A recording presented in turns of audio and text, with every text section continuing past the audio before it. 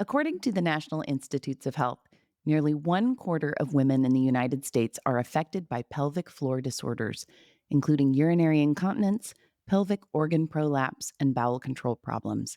These conditions can significantly impact daily life, but women do not need to suffer through. With proper diagnosis and treatment, they can find relief and improve their quality of life significantly. Here to discuss female pelvic health is Dr. Costas Apostolis, a double board certified physician in obstetrics and gynecology and a subspecialist in urogynecology and pelvic reconstructive surgery at Southwest General Health Center. He'll talk about common pelvic floor disorders, treatment options, and ways women can maintain their pelvic health.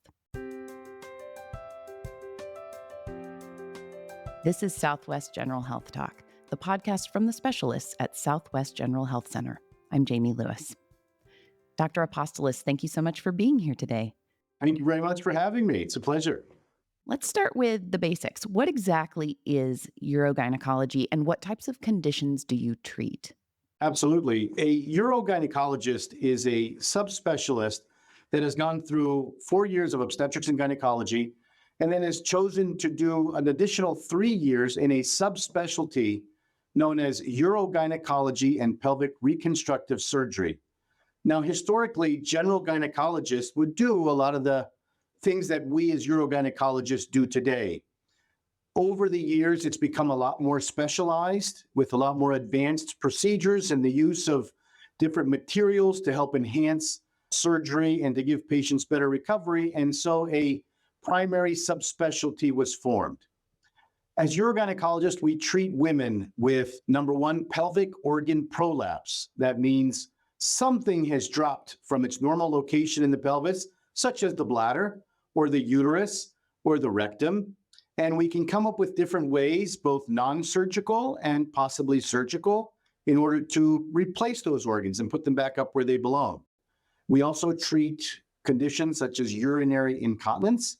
We treat women with recurrent urinary tract infections, pelvic pain, and other issues that affect women below the belt. So I don't generally do this, but I wanted to see if I could get personal for a minute because I actually suffered from urinary incontinence and prolapse after the birth of my children. But I didn't talk to a doctor for years because I thought it was sort of part of the deal of being a woman in a certain life stage. Fortunately, a friend who's an athlete told me about how critical it was for her to see a urogynecologist to help her with urinary incontinence so that she could keep running competitively, and it changed her life. And that actually empowered me to do the same. And my quality of life has been improved astronomically by having had a couple of procedures that really, really helped when things like Kegels or pelvic floor exercises just didn't help at all. So that being said, I know there are so many women who experience urinary incontinence, but they're so embarrassed to talk about it with a doctor or anyone, frankly, or they think they're stuck with the issue. Can you speak about how common this condition is and maybe what kinds of treatment options are possible? Absolutely. So I'm glad to hear about your personal journey through urogynecology and how it's improved your quality of life. You know, the stigma that you have to live with this because it's a natural part of aging, or urinary leaking, my grandmother did it, so therefore I'm going to live with it as well, is absolutely not true. There are things that can be done to help women who suffer with urinary incontinence, even if it's a little bit to as much as leaking constantly throughout the day. There are a number of treatment options out there that can help women live a more comfortable way of life.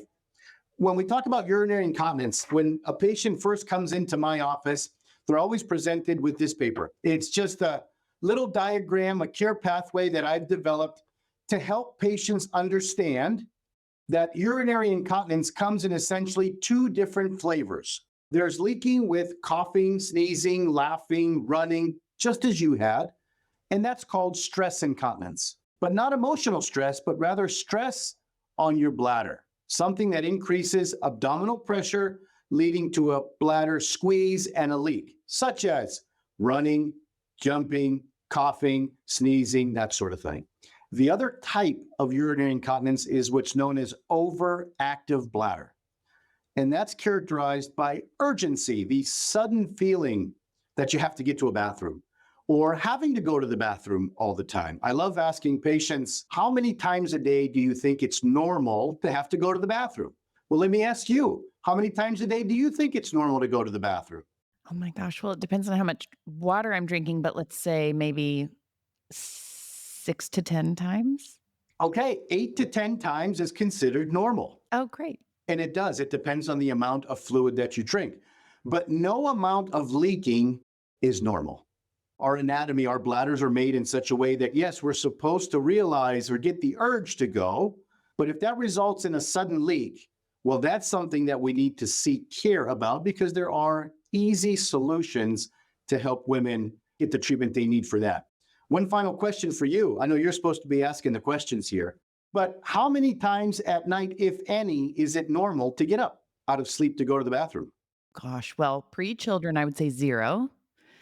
Post children in my 40s, I would say one or two.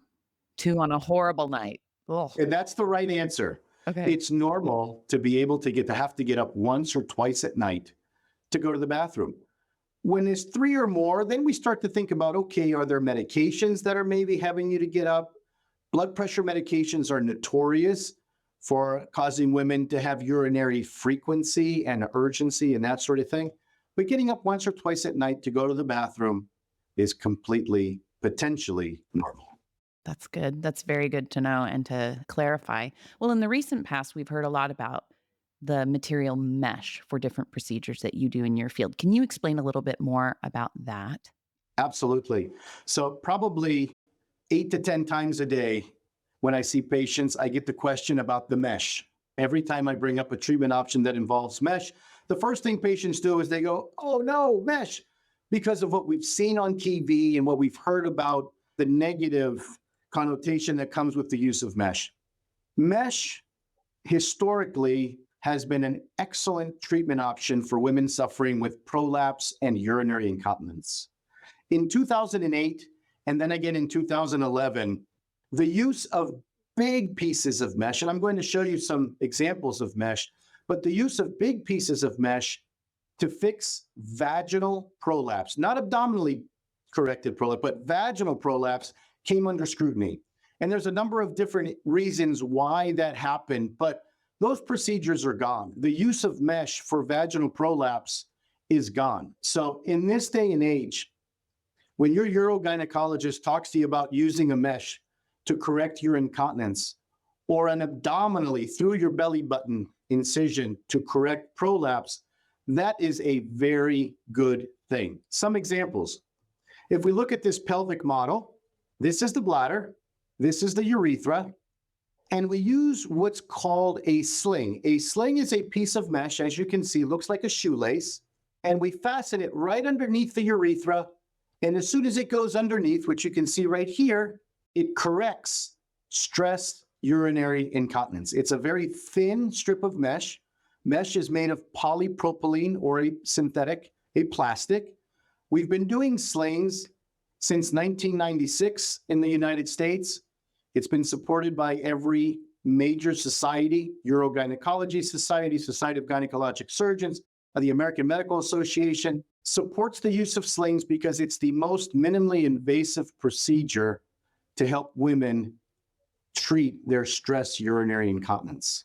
It's a very safe procedure, takes about 15 minutes or so to do, minimal downtime, and you can typically get back to your routine exercising and intimacy and all that within 2 weeks of having the procedure with almost near immediate results. The other type of mesh that we continue to use in urogynecology is something called a Y mesh. And a Y mesh is used over the vagina in order to correct prolapse. And there's certain indications for the use of this mesh, many of which are put in through a robotic or a laparoscopic approach to help suspend the vaginal canal to the tailbone. And so for women who suffer with advanced prolapse, the use of this type of mesh gives them a near 100% success rate long term. There are other materials that we use, such as cadaveric skin that is treated and cleaned and radiated so that we can get a good piece of graft material to help assist patients in their prolapse repair. So Urogynecology has really evolved over the last 30 years with the use of meshes and implantable material to help increase success rates so that women can live a more comfortable way of life. And if I could just add, it's easy to think that this is only for people maybe who are so active that they're trail running or they're, doing major things, but really you brought up the fact that it can be for the smallest things. It can be for when you have a cold and you're sneezing a lot or coughing a lot and you don't want to be out in public. If it's affecting your ability to live and carry out normal day-to-day activities, it's something worth considering. Absolutely. My oldest patient is 104. And, she was very active. She continues to walk 1 mile a day, came in with severe urinary incontinence, stress incontinence, which we spoke about treatment options, and she opted for a mid-urethral sling procedure. And she was back on the treadmill the next day, walking her mile, and I'll never forget when we saw her at her 2-week post-operative visit and she came in, she gave me a big hug and said, you know what? I used to leak and have to wear pads on my treadmill. And now those pads are gone. So even at 104, doesn't matter how young you are or how old you are, it's all about quality of life. And if there's something you can do to improve that, it all starts with a discussion, evaluate what your options are, and then make the best decision for you. Yeah, I love that story. That's wonderful. Well, can you explain a little bit more about pelvic organ prolapse? What is it? What causes it? And you did touch a bit on how it's treated, but anything else you want to add there? So pelvic organ prolapse and urinary incontinence go hand in hand. 1 in 3 women will suffer with incontinence. 1 in 3 women will suffer with pelvic organ prolapse. A female that has pelvic organ prolapse, 30 to 40% of those women will also have incontinence. And it's inversely proportional. Women who suffer with incontinence, 30 to 40% of those women may also suffer with some form of prolapse. Not all prolapse needs to be treated. I believe all prolapse needs to be diagnosed so that patients can be aware of what they have. They can know what the potential symptoms are and what their options may be. Pelvic floor physical therapy is an excellent modality to help with symptoms. I can't tell you the number of patients that I see, and I see hundreds of patients a week that come in and are terrified to talk about their symptoms because they think it's going to mean scalpel. Absolutely not. It all starts with a conversation and to learn about what the treatment options are. And the majority of them are not surgical. There are a lot of behavioral techniques. Physical therapy has absolutely revolutionized the way we treat women that suffer with prolapse and urinary incontinence. So please don't be afraid to talk about your symptoms for the fear that it might end up in surgery, because that probably is not the case most of the time. What are some of the latest minimally invasive surgical options that are available for treating any kind of pelvic floor disorder? So there's a number of different treatment options. As I mentioned earlier, prolapse can affect the bladder, where the bladder moves from its normal position and starts to drop into the vagina. That can be corrected vaginally through a minimally invasive vaginal procedure.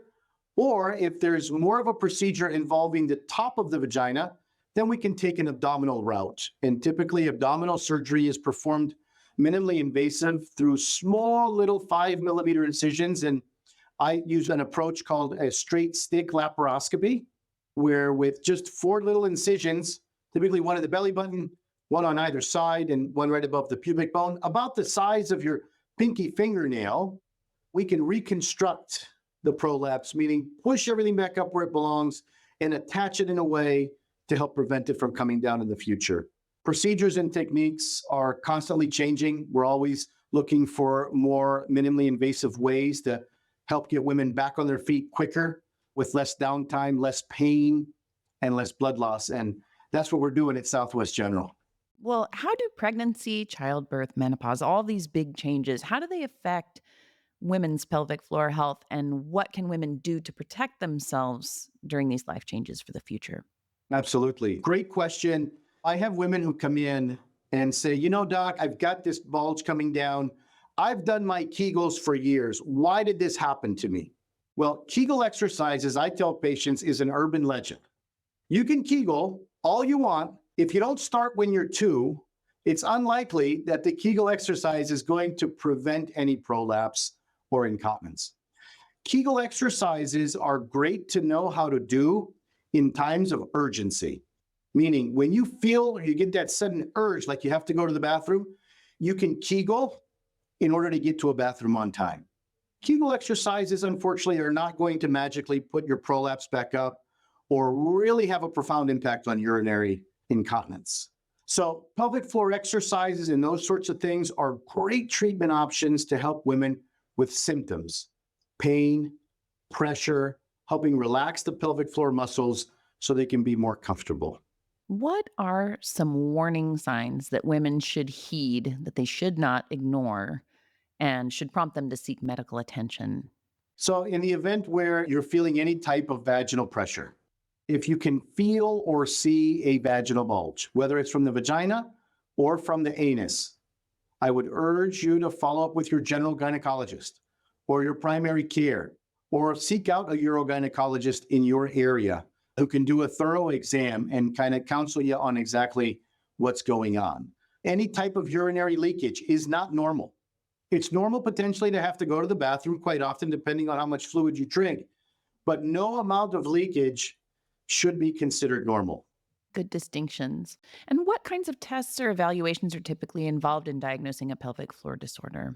So the first step typically, just like women we always tell our female patients to always do a self-breast exam, because not that you're going to detect anything abnormal, but you can notice something has changed, at which point you should seek out medical attention.